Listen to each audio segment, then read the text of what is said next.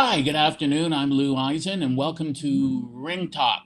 Today, we're going to talk about one of the most exciting, controversial. I mean, it wasn't controversial in the sense that something bad happened that people disagreed with. It was just an incredible fight. It was the 1951 February 14th fight between world middleweight champion Jake LaMotta, the Bronx Bull, against Sugar Ray Robinson, the former world welterweight champion. And this is a phenomenal fight, 13 rounds. Both these men gave it their all. This was the sixth time they had met during their careers. LaMotta used to say, I fought Sugar Ray Robinson so many times, it's a wonder I didn't get diabetes. And they were friends after, not before, but these were two opposing forces. You had Robinson, who was really the prototype for Muhammad Ali, the slick stick and move fighter who had tremendous power in both hands. And then you had the Bronx Bull, who was a walk-in slugger, but had more skill, technical skill, than he was given credit for.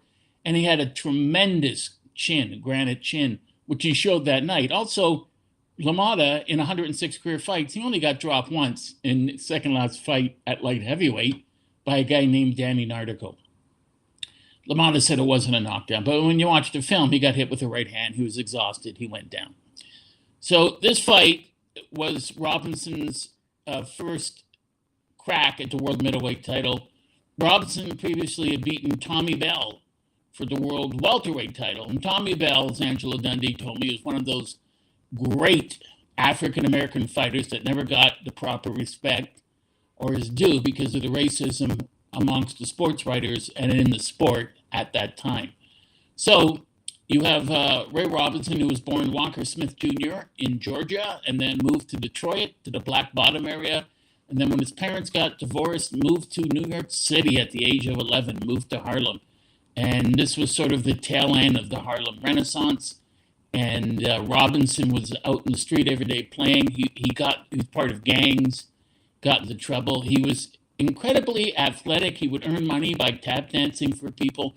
Robinson had an ability, some people have this, I don't, to pick things up immediately. You could show him something physically, how to do something like tap dancing or how to do a certain move in boxing, and he could do it. He could just imitate you and do it perfectly. Not everyone can do that. Some boxers can, but it takes a while. Robinson is considered the consensus pick for the greatest fighter ever to have lived pound for pound. And it's important that we explain that phrase. The phrase pound for pound. Today you see, for instance, the other week they said Artur Beterbiev deserves to be on the pound for pound list, and he does. But the phrase pound for pound was invented specifically for Sugar Ray Robinson. And what it means is if all weights were relative, were equivalent in value, he'd be the greatest fighter on the planet.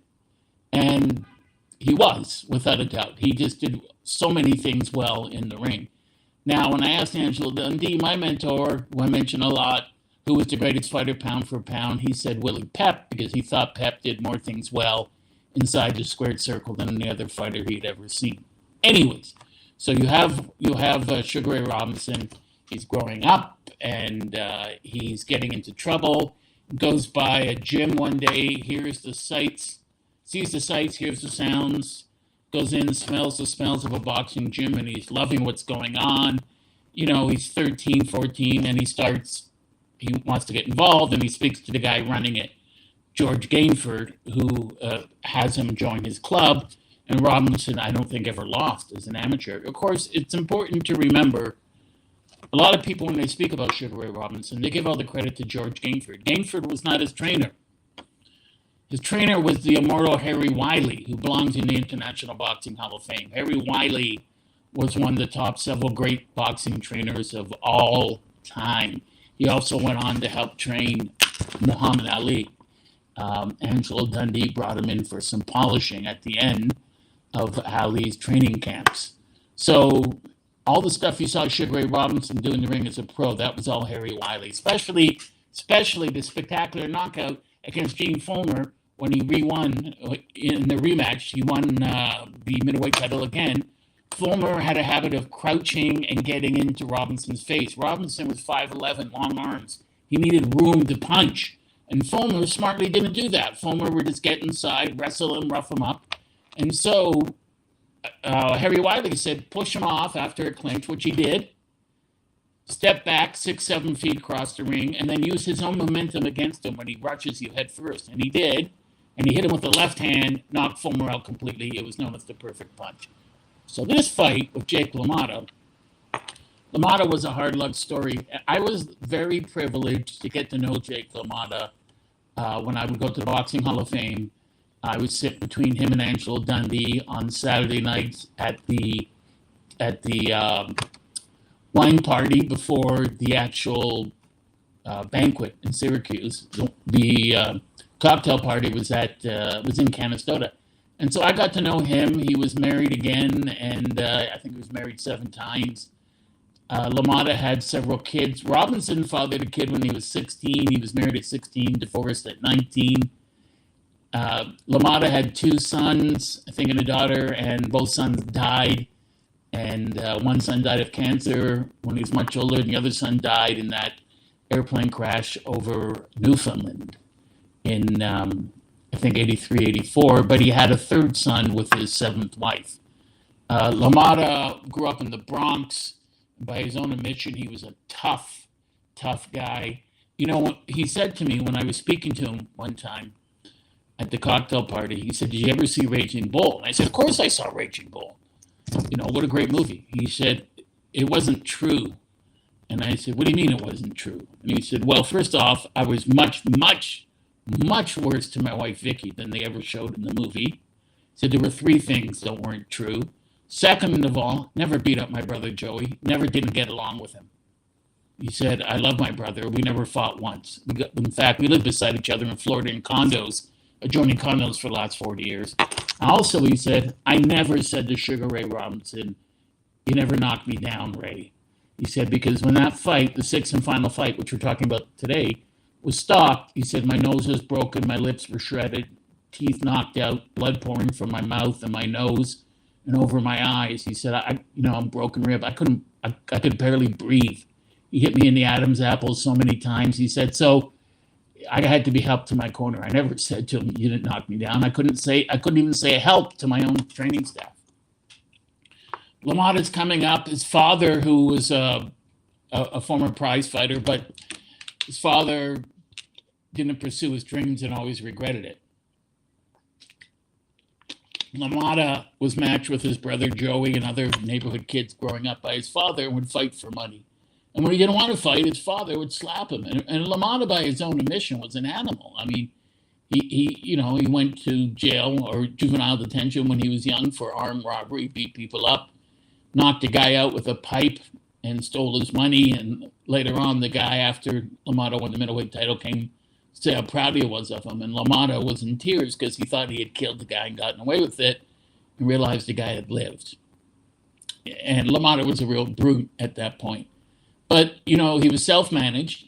And this was a time when they had, in boxing, the mob was in firm control. And they kept saying to him, you're not getting a title shot until you get in the bed with us. And LaMotta said, I'd sooner kill you than get in the bed with them. LaMotta never had any fear of the mob. And when I asked him why, I said, why weren't you afraid of the mob? He said, well, for one big reason. I was stupid. I didn't know enough to be afraid of them. And he admitted that as much at the 1960 Kefauver hearings. So LaMotta is fighting, he's getting decisions. He was the first guy, I think, in 45 fights to beat Ray Robinson in their second fight when Robinson moved up to middleweight, beat LaMotta when LaMotta wasn't champ yet. And then they fought a second time. That was in New York. Second time in Detroit, LaMotta beats him. He probably beat him the third time, too, a couple weeks later, but they gave that to Robinson. LaMotta's beating everyone he can beat, but he's not getting a shot at the title. And it's killing him because, he starts boxing professionally in 41. And the way he fights, his style, like Arturo Gatti. And now Gatti was a really good technical fighter. He just didn't want to do that. You'd hit him and he wanted to hit you back right away. He became a slugger. So LaMotta couldn't get the fights he wanted. And he would fight people and he was beating people all over the board, all over the country that were good fighters, but he still couldn't get a title shot. So his brother Joey and him went to see Blinky Palermo and Frankie Carbo, who ran boxing, and these were two of the most vile, evil, vicious, amoral cretins that ever came across boxing. Just vicious people who stole money from fighters, fans, promoters, killed a lot of people in the sport who didn't accede to their whims. So he said, how did I get a title shot? This is 1946. Now it's important. And they said, this is what we'll do. You get a title shot if you take a dive against Billy Fox. Blackjack Billy Fox was a light heavyweight. Now, LaMotta, although he was 5'8", would fight light heavyweights and heavyweights. He would balloon up in weight. But he was so strong that he, I'll fight anybody, anywhere, anytime. That's what he said. And Fox had won, I think, his first 36 fights, mostly by knockout, if not all by knockout, but they were all fixes. And this is one thing the mob never understood. When you had a great fighter like LaMotta fighting essentially not too talented a fighter like Fox, everyone knew LaMotta would kill him. And so when you have a guy like that, and you fixed a fight so the lesser guy wins, the audience isn't stupid, the papers aren't stupid, you deterred the sport. And LaMotta didn't want to do this, but he had to get a shot at the title. In 2010, he told me at the Hall of Fame, he said, you know what, Lou, I'd do it again. I would do it again because if I didn't, I wouldn't have gotten a shot. Didn't matter what the New York State Athletic Commission said or any athletic commission. If the mob didn't want to give you a shot, you weren't going to get a shot. It was as simple as that. And I earned it. I was the best middleweight. He was known as the uncrowned world middleweight champion. At that point, he loses to Fox in 4 rounds. After the fight, he said, I had a ruptured spleen. Not true. He didn't have a ruptured spleen. You could die from a ruptured spleen. He just didn't. He didn't fight back because those were the orders. And unbelievably, the New York State Athletic Commission said there was nothing fishy about it, that they believed his doctor. So LaMotta throws the fight in 46. The salient point here is he still had to wait 3 years. That would drive me insane. I mean, I got to wait another 3 years. He waited 3 years to get a shot at the title. In the interim, Tony Zale, who was one of the all-time great middleweight champions and the best body puncher ever to have lived, Zale defended his title against Graziano in their 3 fights, won the first fight, lost the second, won the third by knockout, defended against the great French-Algerian Marcel Cerdan, who was having very publicized romance, although he was married, with the great French chanteuse Edith Piaf. And Cerdan knocks out Tony Zale. Cerdan's the champ, and he's a great fighter. He's had 97 fights or something at this point, lost 1. I mean, he's incredibly gifted. Plus, he's a real gentleman. LaMotta genuinely liked him. So, I guess, no, I just want to answer one of the questions here. Noel, you can get a film of Sugar Ray Robinson at welterweight on YouTube. Look for Sugar Ray Robinson versus Tommy Bell. And that was the fight in which Robinson won the world welterweight title. So LaMotta's getting ready to fight Cerdan, and they're fighting in Detroit. And as they fight in the first round, they're clinching, they're wrestling, and they're trying to get loose from each other. And LaMotta throws him to the canvas, dislocates Cerdan's left shoulder. That's the first round. He can't lift his left arm now. He still fights for another 9 rounds into the 10th round, and he just can't come out. He can't do it anymore. And he doesn't complain. Said it was a fair fight. The better man won. Shakes LaMotta's hand. LaMotta's now the world champion, and one of his heroes, Joe Louis, puts the belt around his waist. They had signed for a rematch. Cerdan goes home to Algeria to train. Coming back 6 months later, his plane crashes in the Azores, and he dies. And it destroyed LaMotta emotionally for a while because he genuinely liked Cerdan. Boxing isn't personal. This was just business, and he really liked him. And so he moves on. Now, at this time, Robinson has beaten all the welterweights. he's beaten Tommy Bell. He's beaten all the other good welterweights around there. He's beaten Kid Gavilan, another great welterweight, just beat Kid Gavilan. And they're having all these wonderful, fights, and Robinson's winning all these fights. I mean, after his second fight with LaMotta, which he lost, he goes on like another 40, 50 fight winning streak. Robinson rarely lost until later on in his career. So he's doing well. And Robinson, he's beating all these guys. His first 4 or 5 years, or first couple of years even in the sport, he beats future welterweight champion Marty Servo, current lightweight champion Sammy Angot, and then he destroys Fritzy Zivik, future welterweight champ. So, or former welterweight champ. So he's beating all these guys. He's beating name guys. And Robinson is doing it easily.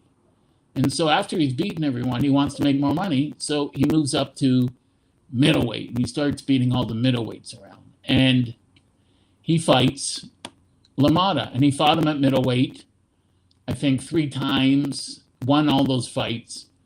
And it wasn't until 1951, February 14th, known as the St. Valentine's Day Massacre, where he steps up and he challenges the great Jake LaMotta for the world middleweight title. At the press conference, Robinson did to him what he did to Basilio several years later, Carmen Basilio, which is he would drink a cup of calf's blood and offered it to LaMotta, who just looked at him like he was crazy.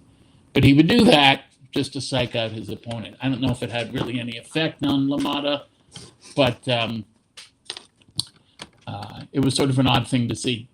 So they're training, and when Ray Robinson was growing up in Detroit, his 2 heroes were Henry Armstrong, who he beat, as a welterweight. That's another good fight to watch at welterweight, Armstrong versus Robinson, although Armstrong was way past his prime. And his other hero was Joe Louis, who was, I think, 7 or 8 years older than him.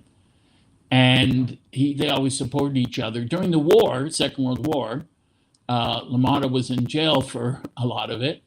And Robinson joined the army along with Joe Louis and got into fights in New Jersey because of the racist times they were living in. He was called the N-word quite a bit. He just wouldn't take it. Went down to Georgia where somebody called Joe Louis the N-word. And Louis, because he had a tremendous stutter, wouldn't approach someone or fight them verbally. Louis had connections in the State Department and the government. He would just go make a phone call to someone he knew there who would call the army base and reprimand the general in charge, and who would reprimand and eventually dishonorably discharge the 2 officers that were yelling this racial abuse at Robinson and Jackie Robinson, as well as Sugar Ray Robinson and Joe Louis. Robinson got out of the army. He said he fell down a flight of stairs, had amnesia, didn't know where he was. Someone found him on the street, took him to a hospital. Most people think he did that didn't happen. He just didn't want to be in the army. And it's hard to blame him being called the N-word 100 times a day, every day, by all these Southern soldiers and Northern soldiers who were also Americans. And he just didn't want to do that. He didn't want to give up the money he was making, but that wasn't the issue. He didn't want the racial abuse because he thought, I'm not going to take this. I'm going to keep fighting these guys. Why am I fighting for my country when my own soldiers are attacking me? And so whereas Joe Louis had gone to the State Department and eventually got the boxing exhibitions and shows he put on to be integrated, but he did it through the back door. So Robinson gets out of the army, and he's coming up and in his fights, and his ring debut was actually in 1940. So now we're looking at 46, 47, doing very well. Eventually has to move up to middleweight. Jake LaMotta at this time, after he wins the title, still had exciting fights. He had fights, middleweight fights before that, and some of them were questionable that he lost because he was fighting mob-controlled fighters. Audiences rioted. He fought a guy named Jimmy Reeves in Detroit and was given lost a very controversial decision, which people believe was fixed. Reeves won the second fight. In the third fight, LaMotta starched him, knocked him out, fell face first. He was out. LaMotta just gave an angry look at the mobster sitting ringside. I mean, that was a dangerous thing to do back then. After LaMotta won the world title, he had He fought a non-title fight with Robert Villemont from France and lost. LaMotta always had trouble with his weight. He had to come in at 160 or 157. These were same day weigh-ins. And after each fight, he would balloon up to 200, 220 pounds. He had to starve himself. One of the few things that was true in Raging Bull was he would go into the steam room for 4, 5, 6 hours, and they might give him one thin sliver the size of your baby fingernail of ice. And that was it. Because if you don't lose the weight, back then, you lose the title and you lose your purse. You're fighting for nothing.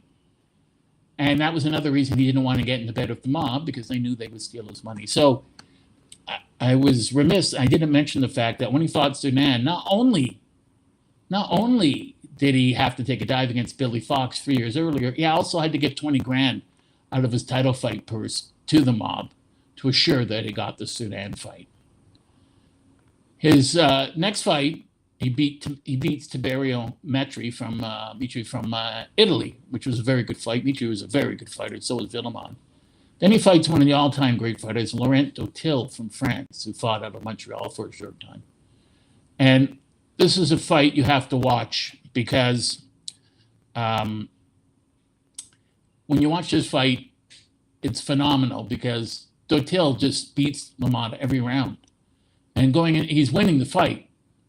And LaMotta's exhausted. LaMotta had a habit during his career of playing possum.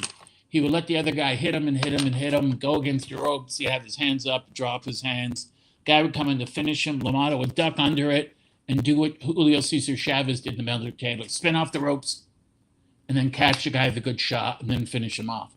So there's less than 20 seconds to go. Dotil is way ahead in the cards. 20 seconds, he's the undisputed world middleweight champ. And LaMotta lets him hit him, and then LaMotta spins off the ropes. He was playing possum, catches him with a left-right combination.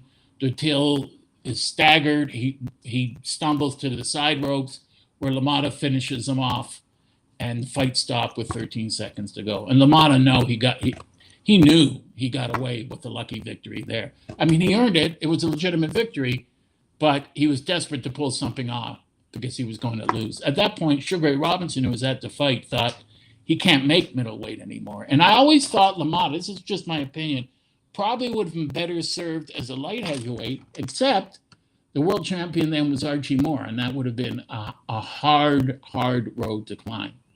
So they have this fight in 1951, and they're both ready for it. February 14th, 1951, and in Chicago Stadium, and they're going at it. And the first 2, 3, 4 rounds, LaMotta looks good. He's getting shots in on Robinson. He's cornering him against the ropes. He's hitting him in the chin. He's pounding his body. But LaMotta's really struggled to make weight for this fight. I mean, it was really right down to the last second. He had to sweat off each pound. And Robinson came in, I think, at 157, 158. LaMotta was 160, right on the nose.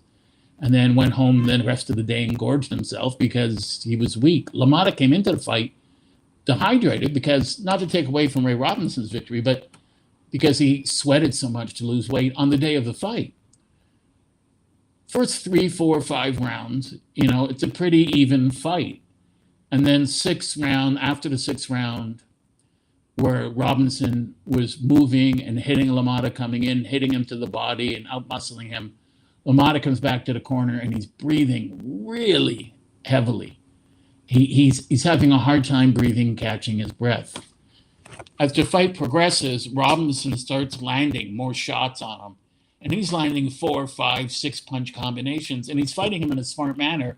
He's using his prohibitive reach advantage, to just beat the hell out of LaMotta, except for the fact that LaMotta can take a hell of a punch. And LaMotta is so tired in the 7th, 8th rounds, and later on, he can't get his hands up to block the shots. He's just taking them flush on the head and on the chin, but he's still coming forward. And there's a time in the fight, 8th, 9th, 10th round, where he's actually almost turned sideways to Robinson and leaning back to somehow try to mitigate Robinson's shots. but Robinson can't miss. And Robinson gets a bit winded at times, but he's in such superb condition. He just pours it on and he just keeps whacking LaMotta, and he's winning round after round after round. And the question, of course, is how much can LaMotta take? The ringside announcer, Don Dunphy, is saying, LaMotta's taking a hell of a beating here, and but he's showing the heart and courage of a champion. And he is, but he's taking a hell of a whooping. And Robinson keeps coming after him, and Robinson's trainer, Harry Wiley, said to him, just keep at it. Just keep cutting him down. He kept hitting him in the stomach and the solar plexus, kept hitting him in the liver, hitting him to the body on the right and left side. And he did that because, he thought, kill the body, the head will die. LaMotta won't be able to move. He's taking away his mobility. And LaMotta couldn't move away from his punches. And it's kind of horrific to watch from the 9th and 10th round on. I mean, you're mesmerized by the skill of Ray Robinson, but at the same time, you're also just in awe of how much punishment Jake LaMotta can take. And, LaMotta is doing his best, but 10, 11, 12, he's exhausted. He's just trying to catch his breath. And the referee, Frank Sikora, is watching them go at it. And LaMotta's trainer, Al Silvani, is giving him advice and keeps saying to him, do you want me to stop it? Do you want to quit? No, if I go out, I go out with my shield. I'm gonna win or die. And he keeps going out, and in the fatal 13th round, he goes out one time too many, and they're slugging it out, and he gets LaMotta against the far ropes, and he lands 15, 20, 25, 30 shots to LaMotta's head. He's just pounding it. And LaMotta's splayed out across the ropes. I mean, he can't breathe. He can't get his arms to throw a punch, let alone block a punch. And the referee, Sikora, moves in and stops the fight, at which point Al Silvani and Joey LaMotta come in and grab LaMotta and take him to his corner. And Robinson is now the new undisputed world middleweight champion. And the thing about that is, of course, LaMotta was never the same. That was his last big fight. He fought on after that, but he wasn't the same. He was losing to lesser guys, and he was just phenomenal. And but he had outlived, guys like LaMotta had a short time span. You have to understand that he started in 41. By 52, he was done. When he won the title, he was past his prime. He lost to Danny Nardico, and then he lost to Billy Kilgore, and he called it a career. Robinson still had a lot of his career left. He still fought on for another 14 years. And yes, I agree with that the best body punchers are McCallum, Arguello, Chavez, Joe Frazier, Leonard Hearns, and Duran. But there were guys long before them who were known as phenomenal body punchers. And the best one was considered to be Tony Zale. Tony Zale broke guys' ribs. Tony Zale won a lot of knockouts with body shots, as did LaMotta, as did Jack Dempsey. This is an art form, killing the body, the head will die, that goes back 300 years. So there were a lot of great fighters in the 30s, 40s.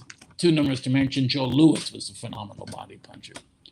So was Jersey Joe Walcott. So Robinson wins the title, and he goes on a tour. Robinson's world famous now. He's got his pink Cadillac. He's got the beautiful bars, Sugar Ray's in Harlem. He's got dozens of stores in Harlem that he owns. And he goes on a world tour, takes his Cadillac. He takes his little person, as they call them now, who was sort of his valet. He has a guy who just only job is to comb his hair. That was it. He takes his whole entourage, his cook, goes to England, fights all these guys, beats them, loses to the Brit Randy Turpin in a very close fight. Robinson wasn't in shape. Comes back to New York 69 days later, knocks out Turpin, I think in the 12th, 13th round, regains the title. Robinson won and lost the title 5 times. So Robinson keeps fighting. The mob keeps applying pressure to him to get into bed with them. He won't do it. So at this point, he just says to the mob, I'm tired of this. I'm done. I'm the biggest draw in sport. I'm the one that gets all the money for me and everyone else. And you still benefit because you control the other fighter. You're not going to leave me alone. You can have the sport to yourself. And he quits.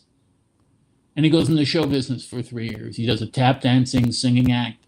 At the beginning, there's some interest, but he's not really that good at it, and their interest wanes. And then he finds out that his businesses are broke because he put friends and relatives in charge to run them, and he has to get back in the ring. At that point, he doesn't have the leverage he had before. In his first fight back, he loses to Ralph Tiger Jones, who was a really good fighter.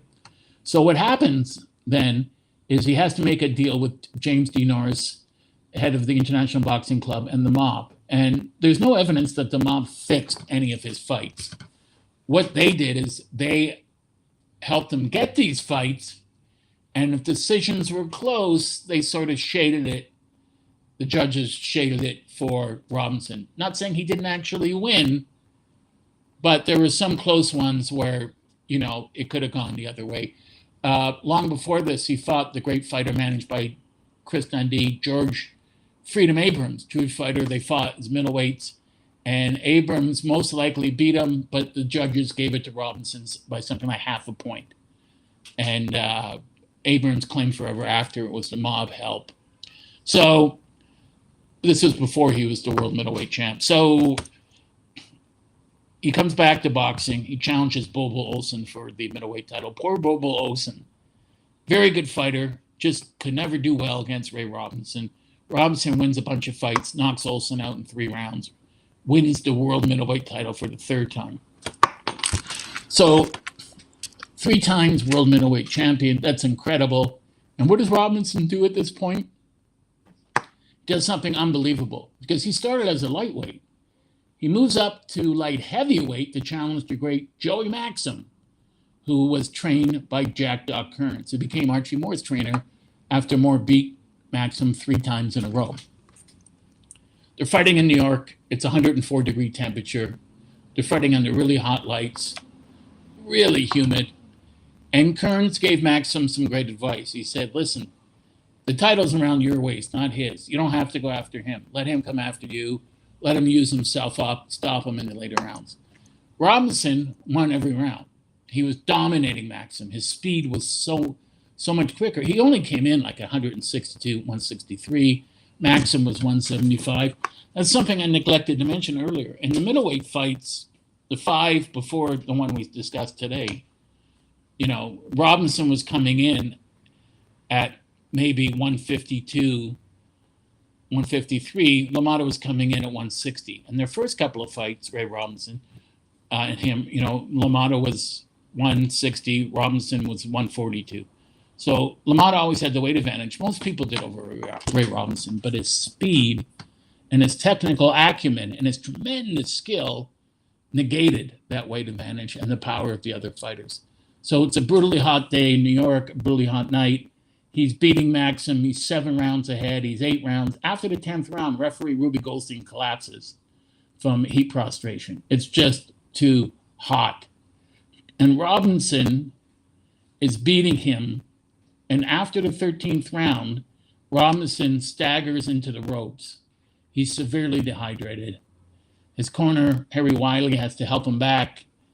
Dr. Vincent Nardiello, the doctor of the New York State Athletic Commission, says, I can't let you come out. You could die. You're extremely dehydrated. He's having trouble seeing. His kidneys are in trouble. And they stop the fight. Maxim wins the fight by TKO without winning a single round in the fight. So after the fight, Robinson said, I was beaten by the heat. Maxim said, it was just as hot in my corner of the ring as it was in yours.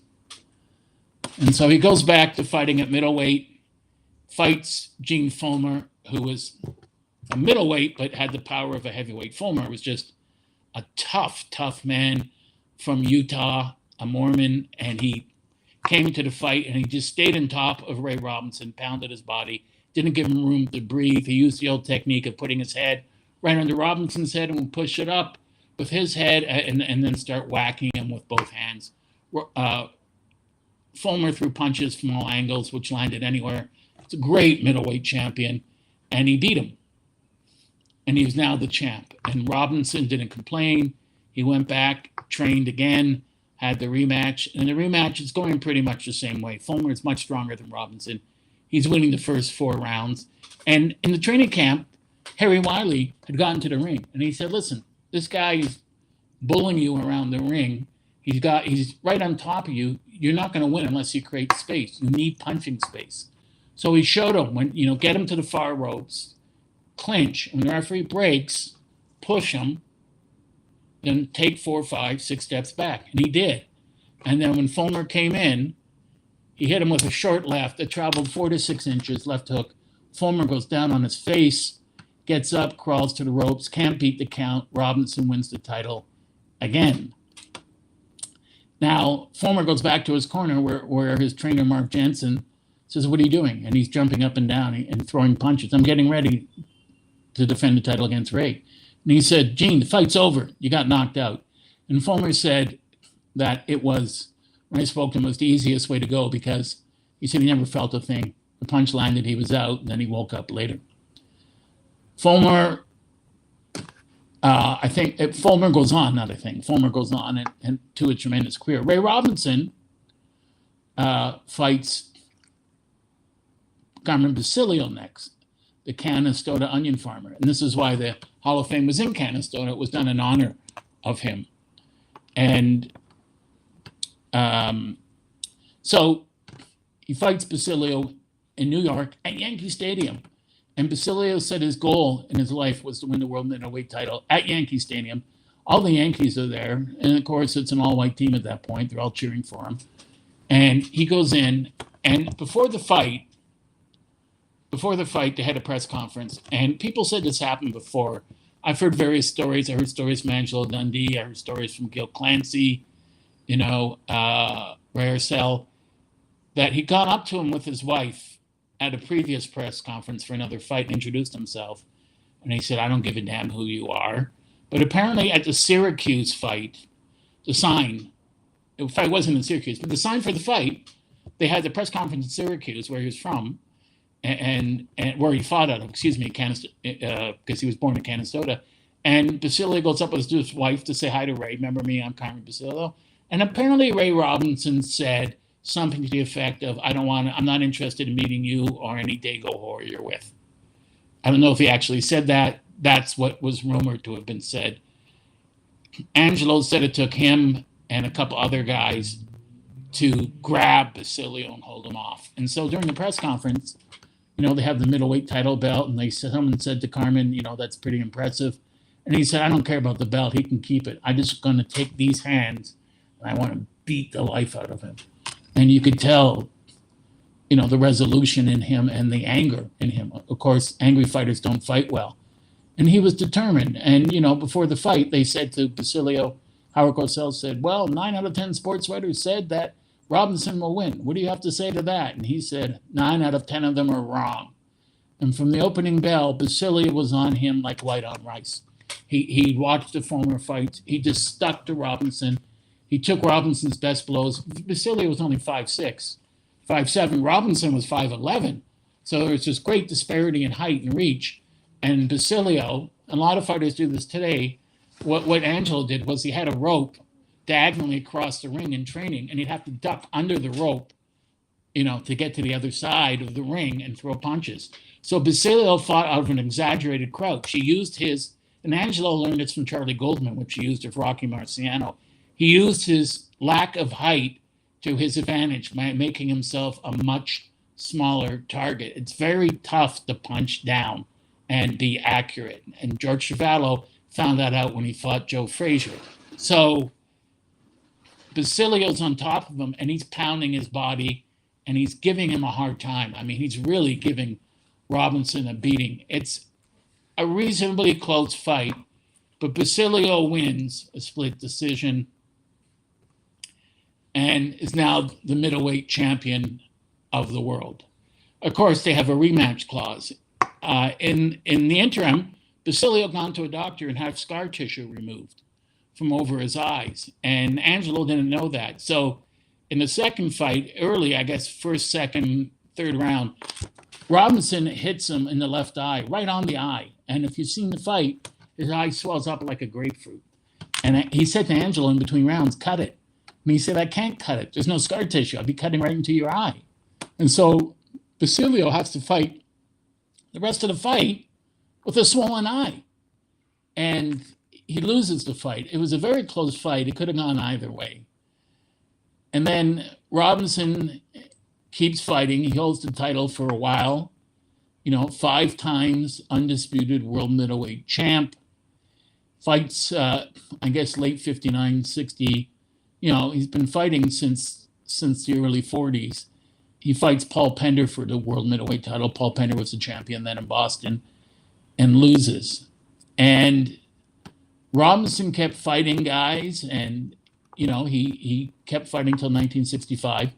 He didn't want to retire from the ring, but eventually in 1965 he does. They have this beautiful soiree from Madison Square Garden, where in each corner of the ring is a champion that he defeated.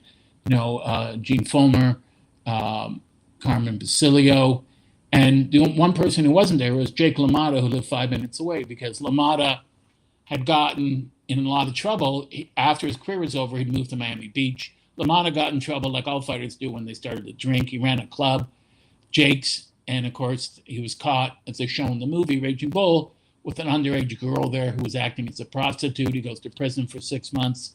Vicky divorces him, and he sells his title belt. And he ends up moving back to New York, where he works as a stand-up comic. He works in different movies. He was in the movie The Hustler. And, when Raging Bull comes out in 1980, he has sort of a resurgence. And he outlived. The interesting thing about Jake was he outlived Ray Robinson by quite a while. Robinson, who was born in Georgia, May 3rd, 1921, he died April 12th, 1989 in Los Angeles, with, I believe, his 3rd or 4th wife, from Alzheimer's, right? So he was 68. Jake LaMotta just died 217. He lived to 95 years old. And he was cognizant till the end. One of the interesting things I found out about him when I spoke with him was, he had 2 sons and a daughter in one of his marriages, and both sons died. One died of cancer.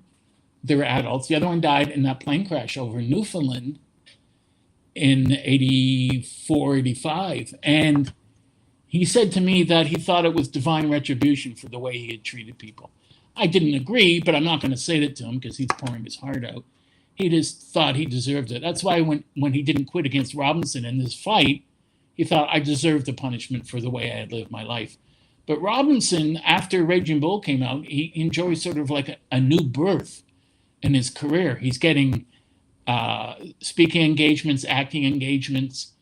He's making money, and he's doing well. And he had to scuffle in the early 1960s and late 50s to make money because he had lost most of his money on bad investments. So he would be at the Hall of Fame every year. He would sign autographs. And I loved speaking to him. He's one of the legends of the sport. He openly admitted, if I had to do it over again, I would do it over again. If I had to throw a fight to get a world title fight, I would, because otherwise I never would have had a chance at the title, and no one would ever know who I was. Robinson, there was a guy that Angelo Dundee was very close with who idolized Robinson, named Mel Dick. Mel Dick is, I think, the 3rd largest owner of wine and spirits in the United States, and one of the largest in the world. And as a kid, he befriended Sugar Ray Robinson, and Angelo befriended him when he was a kid. He would come to Stillman's gym. Every day he showed up. He was 12, 11, and all he did was stare at Ray Robinson all day. Finally, Ray Robinson says to him, "Why are you looking at me?" He said, "Because you're my hero and I love you." And Robinson couldn't believe it. And so they became good friends. Robinson went to Mel Dick's bar mitzvah, and he drove him there in his pink Cadillac, and he came in with him and was there for the whole evening. And so when Robinson fell on hard times later on financially, it was Mel Dick who supported him all the way. And also Robinson, when he had Alzheimer's, it was Mel Dick who paid for all his medical care because he idolized Ray Robinson. And Angelo Dundee was the man that introduced them. Robinson, although he had Alzheimer's, was still looked after because of his friendship with this young kid who, as he grew into an adult, still adored Robinson and still looked after him. LaMotta was friends of De Niro, Scorsese. LaMotta had a lot of friends.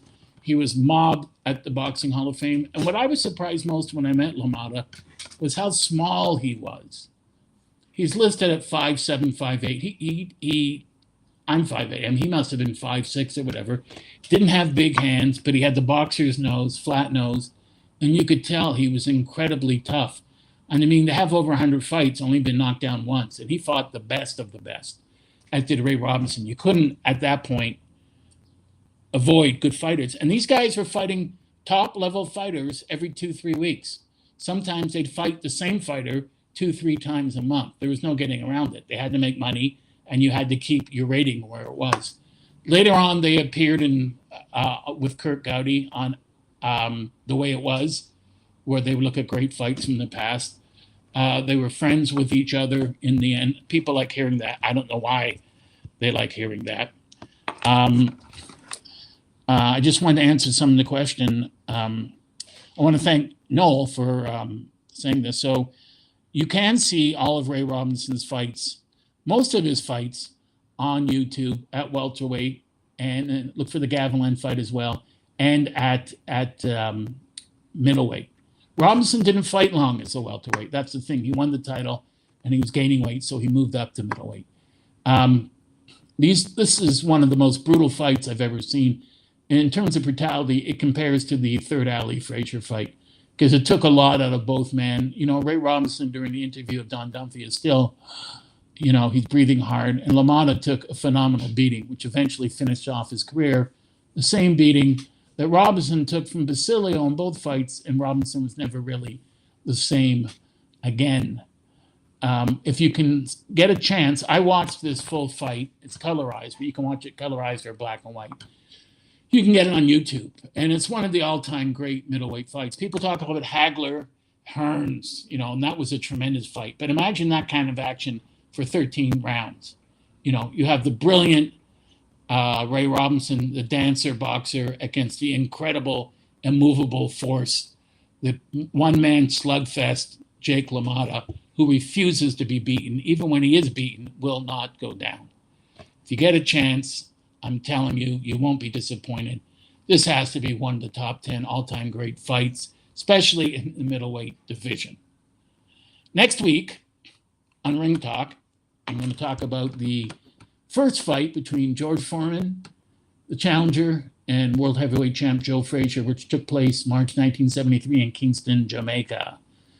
I hope you enjoy the rest of your weekend. I want to thank Noel and everyone else who texted me, and my name is Lou Eisen. This has been Ring Talk. Enjoy the rest of your weekend. Have a good day.